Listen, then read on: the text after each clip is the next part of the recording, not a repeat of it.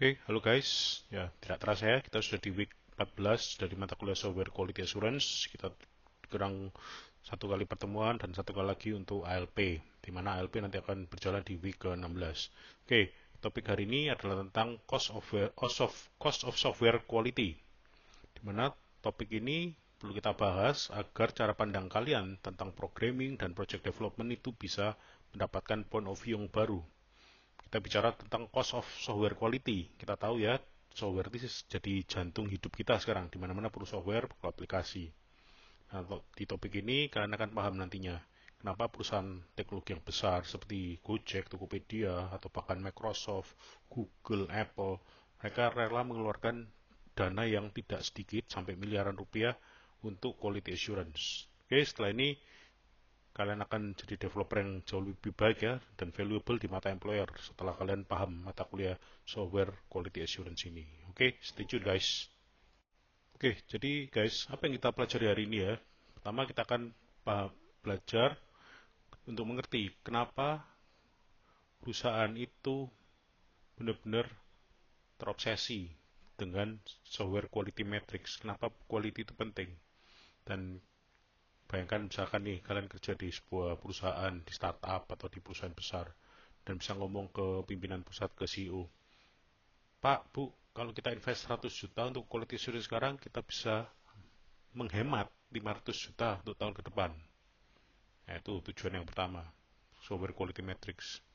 Kemudian, yang kedua, kita akan pelajari framework-framework yang dipakai untuk software quality. Bagaimana menghitung biaya dari software quality. Dan yang ketiga, kita akan lihat bagaimana aplikasi dari software quality dan cost of software quality yang ada di industri. Nah, ini kita coba pelajari ini supaya ketika kalian nanti bekerja, kita bakal tahu gimana sih caranya menghitung dari software quality dan biayanya seperti apa. Pentingnya adanya quality assurance di dalam sebuah pengembangan software. Oke. Oke guys, sebelum kita lanjut lebih detail nih tentang teori-teorinya cost of software quality. Oke, kita coba lihat dulu nih guys ya. Di slide ini tunjukkan, tadi misalkan ada sebanyak Y errors per 1000 line of code. Line of code itu line di kalian coding gitu ya. Ada Y error, sebanyak Y error dari tiap 1000 baris code. Nah, ini menentukan nasib kalian sebagai developer. Y errornya nih, Y-nya ini angkanya berapa? Kalau 0 ya berarti syukur, berarti aman ya, berarti tidak ada error per 1000 line code. Tapi 1000 line code berikutnya gimana? Jadi kemudian variabel set itu menunjukkan waktu yang diperlukan untuk menemukan tiap-tiap errornya ini. Dan variabel U itu adalah hitungannya jam untuk fix. Jadi kalau ada satu error per 1000 line code, bisa jadi kita butuh waktu banyak untuk menentukan ini errornya kenapa. Dan kadang butuh waktu yang lama juga untuk memfixkan. Ya mungkin ketika kalian mengerjakan tugas sudah pernah ngadepi ya, ada error tiap 1000 line code, terus kemudian untuk cari ini errornya kenapa itu butuh sekian menit. Begitu nemu errornya harus coba beberapa waktu lagi, bisa mungkin 1 jam atau 2 jam untuk membetulkan ini kenapa. Jadi mulai dari adanya Y error itu ternyata sampai akhirnya butuh sebanyak U jam untuk membetulkan bug atau errornya ini. Ya, nanti di reality, di industri, ya ini yang terjadi. Artinya apa? Ini pentingnya sebuah software quality assurance untuk memastikan agar software kualitas yang di deliver ke customer ataupun ke user itu memiliki kualitas yang bagus, guys. Oke, untuk melanjutkan slide sebelumnya, ya ini sebuah riset yang pernah diadakan ya. Dikatakan ada sekitar 5 sampai 15 error per 1000 line of code. Kalau line of code-nya ada 20.000 ya tinggal dikali aja itu ya. Dikali berapa itu? Berarti kalau 20.000 bagi 1000 kan 20. Kalau ada 5 error tiap 1000 line of code berarti ya tinggal 5 kali 20 ada 100 error. Nah, ternyata itu butuh 75 menit untuk melihat ini errornya kenapa. Dan itu butuh waktu 2 sampai 9 jam untuk fix error. Nah, Ini selalu jadi masalah ya guys ya. Errornya ada 5 line di errornya cuma 5 baris tapi butuh waktu yang panjang gitu ya. Nah, kita selalu bisa lihat di sini di industri itu selalu software developer yang lebih senior itu selalu bilang benar-benar cek dulu sampai selesai. Benar-benar pastikan tidak ada bug. Karena apa? Bayangkan kalau bug ini lolos sampai ke production dan dirilis sampai ke user, nah itu akan banyak masalah.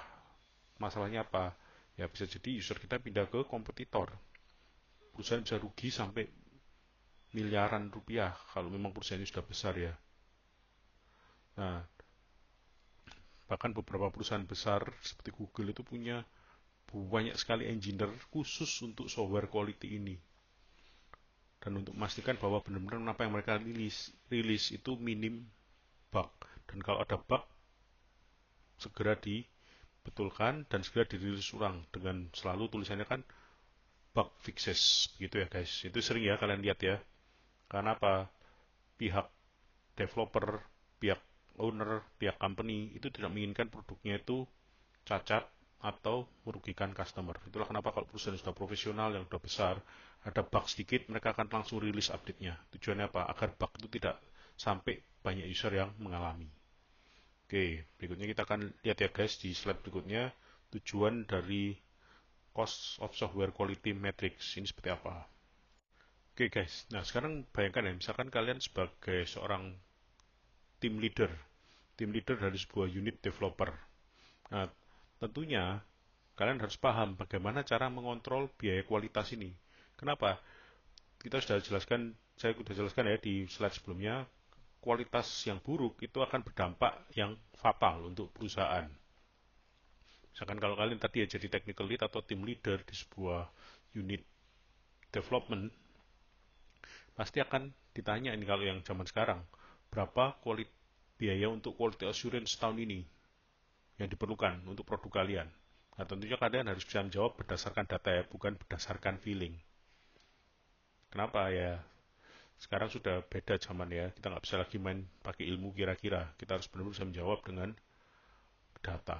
Nah, caranya gimana? Yang pertama kita compare dengan performa aktual, dengan benchmark. Kita compare performa aktualnya dari software kita. Pertama, budget yang sudah kita alokasikan untuk pencegahan dan testing. Kedua, berapa kerugian akibat bug yang muncul di tahun lalu. Ini akan jadi pelajaran berharga. Ketiga, berapa biaya quality project sebelumnya. Ini akan jadi referensi. Dan yang keempat, ini untuk departemen lain atau unit lain atau tim lain berapa nih biayanya. Ini jadi studi banding kita. Nah, ketika kita sudah bisa menghitung ini semua, ini tentu akan jadi skill tambahan buat kalian dan mungkin kalian bisa naik level. Kenapa? Tanggung jawab seorang pimpinan bukan hanya soal masalah teknikal, tapi adalah soal manajemen dari sebuah produknya itu sendiri. Bukan sebagai produk owner ya, tapi bagaimana melakukan manage resource yang ada, melakukan manage terhadap budgeting yang ada, sehingga budget yang disediakan itu bisa tepat sasaran, efektif, dan sesuai dengan kebutuhannya. Bukan sekedar kita, oh ya saya butuh uang 10 miliar untuk quality assurance, tapi ujungnya quality assurance-nya nggak butuh dana segitu, atau malah kurang, karena kita asal ngomong aja by feeling.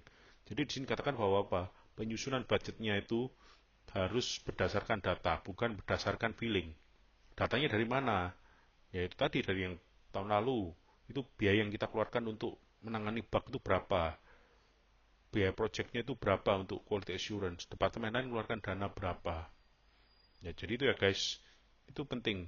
Agar apa? Agar karir kalian juga bisa naik. Tanggung jawabnya kalau sebagai sudah levelnya CTO, Chief Technical Officer, itu bukan hanya sekedar produk bagus saja, tapi masalah bagaimana kita mengalokasikan dana yang efektif untuk mengembangkan sebuah produk.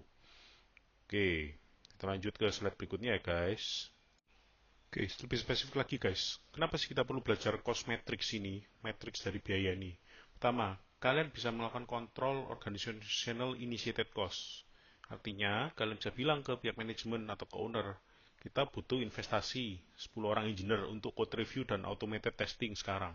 supaya kita nggak perlu lagi hire sampai 50 orang untuk firefighting, untuk membetulkan bug. Kedua, kita bisa melakukan untuk evaluasi apabila terjadi kerusakan atau terjadi bug secara ekonomis. Pernah dengar nggak Instagram itu down 6 jam rugi 100 juta dolar. Nah, dengan pengetahuan seperti ini, kalian bisa kalkulasi dan mencegah kerugian serupa. Yang ketiga, untuk evaluasi penambahan atau penambahan atau pengurangan dari aktivitas quality assurance. Bisa, dan itu tentunya harus berdasarkan data ya, yang dinamakan dengan data driven decision. Nah, kita bisa ngomong ke pihak manajemen atau pihak owner berdasarkan data yang sebelumnya. Kalau kita tambah 20% dari quality assurance budget, kita bisa mereduksi biaya untuk kerusakan atau kegagalan sebanyak 60%. Nah, ini tentunya jadi pengetahuan yang baik untuk kalian, dan ketika kalian bisa menyajikan data ini kepada pihak manajemen atau owner akan sangat senang. Artinya apa? Oh ya, ini ternyata saya punya seorang calon leader di masa depan, gitu ya guys. Oke, coba lanjut nih ya ke slide berikutnya.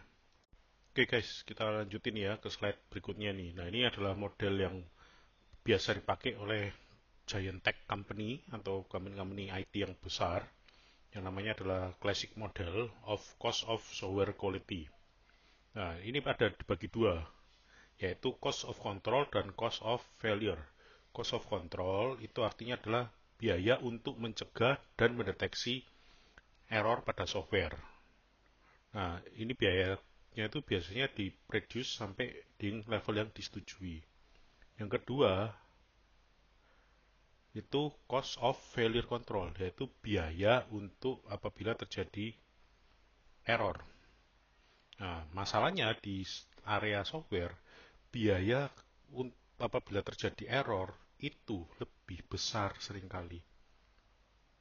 Kalau kita lihat, Netflix itu rela mengeluarkan dana itu miliaran rupiah untuk mengecek sistem mereka dan melakukan otomatis testing yang otomatis. Karena Netflix tahu kalau mereka itu down 1 jam, mereka akan rugi ratusan juta dolar. Dan bisa-bisa customer-nya pindah ke kompetitor. Nah, dengan adanya dua hal ini, cost of control dan cost of value control, ini akan membuat cara kita berpikir tentang bagaimana mengembangkan suatu aplikasi itu berbeda. Artinya apa? Kita harus mengembangkan aplikasi yang terbaik dan juga memikirkan pencegahannya. Jangan sampai terjadi error.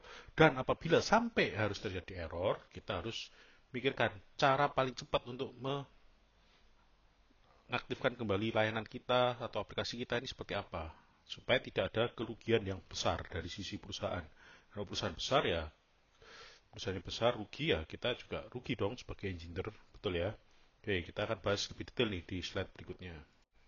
Oke, kita sekarang breakdown nih, cost of control ada dua, ada prevention cost dan appraisal cost. Prevention cost itu seperti kita invest untuk kesehatan kita nih.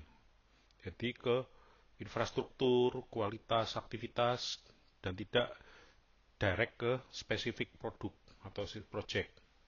Jadi in general kita siapkan infrastruktur yang baik agar bisa menghasilkan project yang baik. Ya contohnya ini misalkan, oke, supaya nggak terlalu banyak error, kita beli server yang kualitasnya the best quality in the world. Kabel-kabel jaringannya kita pakai yang the best quality. Agar apa? Tidak sampai terjadi downtime, agar sampai tidak terjadi hal-hal yang tidak kita inginkan. Jadi ini yang kalau prevention ini pencegahan, dalam arti kita kena invest sesuatu di infrastruktur, dan kira-kira untuk ngecek quality ini aktivitasnya apa aja. Yang berikutnya ada appraisal cost. Nah, appraisal cost ini ibaratnya kayak kita tuh check up rutin untuk project-project tertentu. Kita harus check up ini aplikasinya ini gimana. Kalau kita coba dengan hit atau akses sebanyak ini seperti apa. Nah, akhirnya apa? Biaya ini sifatnya adalah bukan long term tapi lebih ke arah short term investment atau project specific investment. Oke, dari sini kita bisa mulai mikir ya, kita harus optimasi di mana dan meyakinkan para pimpinan di perusahaan kita. Oke, kalau variable cost sendiri, variable of cost control itu sendiri ada dua juga, ada internal dan eksternal. Nah, kalau internal itu adalah bagaimana kita bug itu ketahuan sampai di internal aja. Tentu ini biayanya pasti lebih murah karena tidak sampai ke eksternal. Nah, kalau eksternal itu kan ketika bug itu sudah sampai ke customer, nah itu kalau bugnya fatal itu bisa gawat. Nah, bahkan beberapa software ini guys, itu beberapa tech company itu kadang mengadakan sayembara sampai ada yang menemukan bug itu bisa diberi reward. Nah, kalau kita lihat juga pihak Amazon itu pernah melakukan kalkulasi fix bug sebelum rilis, jadi ada bug yang sebelum dirilis itu biayanya hanya $1. Kalau fix bug after release, jadi setelah rilis ketahuan bug itu biayanya $100. Tapi kalau bug itu ditemukan ketika customer itu komplain, biayanya bisa sampai 10.000 US dollar guys. Jadi kelihatan ya bahwa kita tuh harus mencegah jangan sampai bug itu rilis atau bahkan sampai ke customer sehingga customer komplain karena itu biayanya besar. Untuk itulah kenapa kita harus mengontrol kegagalan ini. Jangan sampai rilis ke market. Harus di testing yang betul dulu di internal agar biayanya lebih murah apabila terjadi bug. Ya, jadi setelah slide yang sebelum-sebelumnya itu apabila dirangkum jadi model seperti ini, jadi cost of software quality itu ada dua, cost control dan failure of cost control. Dan masing-masing punya dua sub lagi. Cost control ada prevention cost, biaya pencegahan, biaya appraisal. Failure of cost control ada internal dan eksternal. Oke, kita lanjut lebih detail ya untuk berikutnya. Oke, ini prevention cost. Nah, prevention cost ini sebenarnya paling interesting ya guys. Tapi kadang juga paling di underestimate oleh para IT engineer atau engineer di bidang komputer. Nah, ini seperti apa sih prevention ini? Kita invest untuk buat sesuatu yang komprehensif seperti dokumentasi, kita mulai setting automated testing pipeline-nya, kemudian kita membuat standarisasi code kita. Nah, ini semua bentuk prevention cost. Jadi benar-benar kita mengeluarkan effort yang besar di depan agar kita semua punya standarisasi dan itu akan membawakan benefit untuk ke depan. Ya, kalau diilustrasikan, kita tuh investasi membangun jalan tol. Nah, membangun jalan tol tentu nggak mudah ya. Kita harus mikirkan bagaimana connect-nya, bagaimana bisa tersambung dengan ujung sana dan ujung sini. Nah, tapi ketika itu jadi, itu membawa benefit yang baik untuk banyak hal dan bahkan untuk long term, untuk jangka panjang. Nah, kalau kita lihat ya, perusahaan-perusahaan besar kayak Shopee dan Grab itu, mereka sukses karena mereka bukan cuman sekedar, oh ya saya butuh seorang software quality assurance, oh ya saya butuh engineer banyak, tapi juga mereka investasinya di prevention cost dari day one. Di ketika mereka establish pertama kali, mereka berdiri pertama kali, mereka itu sudah investasi untuk yang infrastrukturnya diperbaiki, mereka setting infrastrukturnya dengan baik, kualitas yang dipakai juga bagus, sehingga apabila banyak customer yang menggunakan layanan mereka, tidak kecewa. Kenapa? Bisa berjalan dengan baik. Oke, guys, jadi di dunia software development, ya ini bukan soal ngomong kualitas ya, itu bukan cuman sekedar ngomong di akhir ya. Itu kenapa ada namanya software quality assurance, dan itu harus didukung sama infrastruktur yang kuat. Kita akan lihat ini, ada 4 hal penting untuk prevention cost. Pertama, prosedur dan instruksi kerja. Sesuatu kalau sudah diatur, itu akan lebih minim error. Betul ya guys? Peraturan dibuat bukan untuk dilanggar, prosedur dibuat bukan untuk dilanggar, tapi diikuti agar semua bisa berjalan dengan lancar dan itu bisa direplikasi ke project-project atau produk yang lain. Yang kedua, support device. Seperti apa? Template, checklist. Itu semua bukan hanya sekedar untuk formalitas, tetapi apa? Ini untuk meminimalkan kesalahan. Dan apabila diikuti, itu pasti akan lebih efisien. Oke, kemudian untuk konfigurasi. Dan ini penting banget. Kenapa? agar integrasi itu bisa berjalan dengan lancar. Dan kita tahu ini apa yang dirubah, kapan berubah, dan kenapa. Jadi bisa dilacak dengan jelas. Ini yang disebut dengan kalau kita pakai GitHub, itu memungkinkan kita apa? Kita bisa mengkonfigurasi dengan baik. Kalau ada perubahan, kita tahu ini perubahannya kenapa. Kalau tidak, kalau ternyata ada sesuatu yang error, kita bisa rollback. Dan kita bisa tracing dengan lebih mudah. Nah, kemudian yang terakhir, quality metrics. Ini untuk mengukur kualitas. Misalkan ditemukan bug berapa per baris. Nah, cakupannya seberapa besar nih. Dari sini kita bisa lihat apa yang harus kita lakukan. Jadi semua komponen ini itu membantu proses software quality assurance, bukan sekedar formalitas, tapi bisa berjalan dengan baik dan lancar agar produknya juga bisa bagus ya guys. Oke, kita sekarang masuk part yang lebih menarik nih guys. Oke, people development atau pengembangan SDM kita. Software itu relate banget dengan namanya sumber daya manusia. Karena apa? Software yang membangun adalah manusia. Sehingga itu perlu investasi yang besar di situ. Oke, kita lihat ini yang pertama untuk new employee. Ya, ini investment terbaik. Artinya apa? Ketika seorang itu barusan di hire atau akan di hire, kita harus cek agar apa? Benar-benar apa yang kita hire ini benar-benar seorang yang excellent. Daripada kita hire 10 orang yang kualitasnya tengah-tengah, kita mending hire 5 orang tapi yang sudah kualitasnya bagus dan mau belajar. Dan kita melatih mereka. Dan kita tentu harus sudah membuatkan prosedur supaya mereka bisa tahu posisi ini apa yang harus mereka kerjakan, apa yang harus mereka kembangkan skillnya agar sesuai dengan kebutuhan kita. Yang kedua, tentu yang namanya IT itu perlu update terus. Tidak bisa teknologi itu berhenti, pasti terus berubah. Dan mereka mau nggak mau kita harus memberikan pelatihan, update skill kepada yang sudah ada. Kemudian sertifikasi. Dengan adanya sertifikasi dari pegawai ini untuk melihat bahwa SDM kita sudah mencapai level tertentu. Dan kita harus pastikan mereka yang disertifikasi ini sesuai dengan kebutuhan kita, bukan sekedar ikut sertifikasi terus oke, selesai. Oh ya, sudah dapat, oke, Anda naik gaji, bukan seperti itu. Tapi benar sertifikasi yang harus sesuai dengan kebutuhan dari perusahaan juga. Kemudian perlu ada namanya internal QA dan bisa memberikan tips-tips kepada leader dan semua yang lain agar apa? Mereka bisa paham kualitas yang disyaratkan oleh perusahaan itu seperti apa. Oke guys, ini bagian akhir dari prevention cost, yaitu adalah control mechanism dan sophisticated. Jadi yang pertama internal quality review.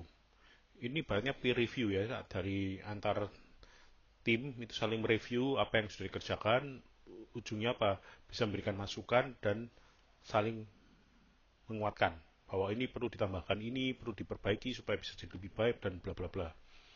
Kemudian ada yang namanya external audit, yaitu dari pihak lain, dari yang sudah tentunya certified, bisa juga dari customer. Tujuan apa? Agar melihat titik-titik blank spot. Sehingga dari kenapa kok perlu ada internal audit ini? Supaya agar apa? Kita titik blank spotnya bisa dideteksi sejak dini. Bukan kita baru tahu ketika sudah jadi masalah besar. Oke, jadi harapannya apa? Dengan adanya prevention cost ini, kita bisa investasi di sesuatu yang tepat untuk pencegahan agar tidak terjadi bug yang fatal di aplikasi kita ketika akan rilis ke market. Oke guys, sekarang kita masuk ke appraisal cost ini. Nah, dalam konteks software quality assurance ya, appraisal cost itu adalah biaya yang dikeluarkan khusus untuk mendeteksi kesalahan, error, atau defect, baik di proyek atau sistem tertentu. Jadi contohnya apa? Misalnya kita mengeluarkan biaya code review, biaya untuk ujian testing, kita bayar orang luar untuk melakukan testing, biaya tools automated testing, kita beli toolsnya untuk automated testing seperti Catalon atau yang lain, atau biaya-biaya untuk manual. Dan juga kita mengundang orang untuk biaya audit dengan software kita. Oke, nah ini kalau jadi bahan diskusi kita, kira-kira lebih mahal mana nih? Biaya untuk menemukan bug saat testing atau saat produk sudah dipakai user? Jadi lebih baik pilih yang mana nih guys? Nah tentu ini jadi refleksi dan bisa jadi pergumulan kita ketika nanti kita menjadi seorang software developer. Lebih baik kita mencegah atau melakukan ada biaya semacam temporary activity yang mengeluarkan biaya appraisal ini. Oke. Oke, ya ini kayak appraisal cost itu, misalkan yang satu review ya, ada formal design review, melakukan review terhadap desain, dan peer review, kemudian kita mengundang expert untuk melakukan review, dan kemudian untuk testing, ya software testing itu kita bisa mulai dari unit testing, kemudian integration testing, software system testing atau acceptance test. Nah ini biasanya kita kalau acceptance test itu kan mengundang customer. Nah ini tentu perlu biaya mendatangkan mereka, memberi mereka konsumsi lah, dan biaya-biaya transport atau apa, ya itu perlu dipertimbangkan. Jadi biaya appraisal itu terkadang sesuatu biaya yang kelihatannya kecil guys, tapi bisa berakumulasi. Kayak contohnya unit testing, kita manggil orang, integration testing, manggil orang, software testing, manggil orang, acceptance testing, panggil orang lagi, yaitu biayanya kelihatan kecil, tapi kalau dikali jadinya lebih besar ya guys. Pada akhirnya biayanya juga tidak mudah dan tidak murah gitu ya. Oke, kita lanjut ke berikutnya ya guys. Oke, jadi ini ya guys, salah satu aspek penting di SQA, kita juga ada biaya appraisal cost untuk pihak lain, pihak luar, tapi yang terlibat dalam proyek kita. Misalkan kita mengundang subkontraktor, misalkan ada tim luar yang membantu kita untuk mengerjakan salah satu modul. Nah, kita pasti perlu mengundang mereka untuk testing juga. Kemudian misalkan software kita beli dan integrasikan, misalkan kita beli software dari punyanya Microsoft atau Google, nah itu tentu perlu kita testing kan integrasinya dengan modul kita seperti apa. Atau juga dengan customer yang memang terlibat secara aktif di mengembangkan proyek kita. Misalkan mereka dari awal yang bersama kita berikan feedback, testing di awal, dan validasi.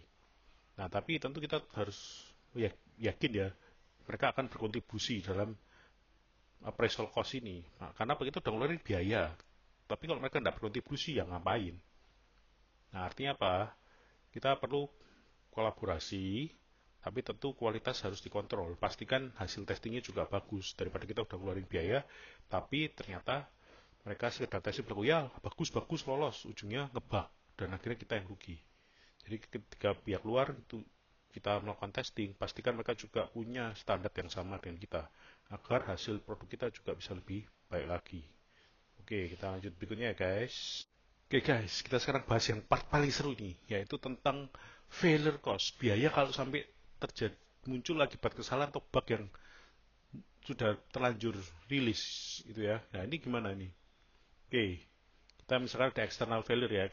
Misalkan ini biaya yang diperlukan untuk membenahi bug setelah sistem itu live. Biaya ini belum tentu artinya kita itu ya keluar uang, tapi bisa jadi itu ada sebuah loss atau kerugian dari yang akibat bug itu sendiri.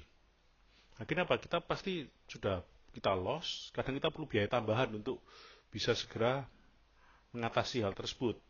Misalkan contoh tiba-tiba data center kita yang kita tempat server kita ada masalah di kelistrikannya, kita harus segera mengganti ke data center yang lain. Itu kan biaya juga yang dikeluarkan. Apalagi waktu itu bugnya tidak, sorry apa, waktu itu kita backupnya tidak otomatis. Jadi akhirnya harus pindah ke server yang satunya, itu butuh waktu dan datanya tidak real time, tidak langsung cocok dengan server yang sudah live ini. Tapi nggak bisa dipakai. Nah, biaya yang muncul lagi itu bahkan misalkan reputasi kita, itu biaya yang paling mahal. Nah, kenapa? External failure ini biayanya mahal sekali. Bukan hanya masalah duitnya, tapi reputasi. Oke, nah kalau internal, ini adalah sebelum software dikirim customer. Error yang ditemukan kalau terjadi misalkan code review, testing internal, atau UAT. Nah, tapi biaya perbaikannya itu lebih murah. Dan ini bisa dibilang ini cacat pabrik itu ya, sehingga sebaiknya kita harus punya quality assurance yang kuat di dalam. Sehingga ketika ada error, itu tidak sampai rilis ke market, tidak sampai menghancurkan reputasi kita. Karena kalau terjadi kehancuran reputasi, ini gawat guys. Gawatnya apa? Ini reputasi kita rusak, kita bisa kehilangan segalanya. Oke, kita ke slide terakhir ya. Habis ini ada satu slide terakhir. Oke. Oke guys, ini adalah slide terakhir. Jadi ini adalah extended model dari cost of quality atau extended cost of software quality. Ini menjelaskan seluruh biaya yang terkait dengan kualitas perangkat lunak. Model ini dibagi menjadi dua, yaitu cost of control, biaya pengendalian kualitas atau biaya pengendalian, yang terdiri dari prevention cost, biaya untuk mencegah, appraisal cost, biaya untuk mendeteksi error, lewat testing, code review, audit, dan sebagainya. Dan ditambah satu lagi komponen yaitu managerial preparation and control cost. Artinya biaya yang dikeluarkan oleh manajemen untuk membuat sistem kontrol berjalan. Ya, ini biasanya biaya untuk koordinasi proyek, review jadwal, dan monitoring kualitas. Artinya dari pihak manajemen yang mengontrol hal tersebut. Oke, yang kedua yaitu ini harus dijaga dengan baik ya, karena itu akan kalau terjadi itu bisa fatal akibatnya. Ada internal failure cost, external failure cost, dan juga managerial failure cost. Managerial failure cost ini extendednya tambahnya artinya apa? Kerugian karena kesalahan manajemen, seperti salah ambil keputusan proyek, terlambat merespon perubahan, atau lambat merespon apabila terjadi bug, dan gagal menerapkan SOP. Ya, ini yang perlu diingat di materi hari ini adalah sebagian besar investasi itu perlu dikontrol cost. Makin kecil kemungkinan kita kena failure cost. Jadi kalau kita semakin besar investasinya di control cost, itu akan semakin kecil kemungkinan kita kena failure cost. Prevention itu pasti lebih murah dibanding memperbaiki kesalahan setelah software life. Kadang ya software life itu mungkin kesalahannya sepele guys. Kesalahan cuma hal simple, tapi itu bisa merusak reputasi kita. Oke, ini jadi pertanyaan refleksi. Kenapa perusahaan itu kadang pelit di prevention, tapi akhirnya biayanya lebih besar di failure? Bisa jadi mereka sangat confidence, tenang, tidak usah cegah, aman-aman, kita coba dulu, nanti kalau error kita perbaiki. Ya, ini tentu filosofi yang menurut saya kurang tepat ya. Artinya apa? Kalau sampai terjadi bug dan failure, itu bukan masalah biaya uang saja, tapi masalah reputasi. Itu biaya yang sulit diukur. Oke, jadi guys, ini slide terakhir untuk materi hari ini. Nah, slide berikutnya ada penjelasan tugas untuk hari ini ya, tolong dikerjakan. Oke guys, untuk hari ini ada tugas, tolong bisa dikerjakan, cek di e-learn, tugasnya gampang, tidak sulit, dan tolong tidak dikumpulkan tidak lebih dari jam 8 malam pada hari ini.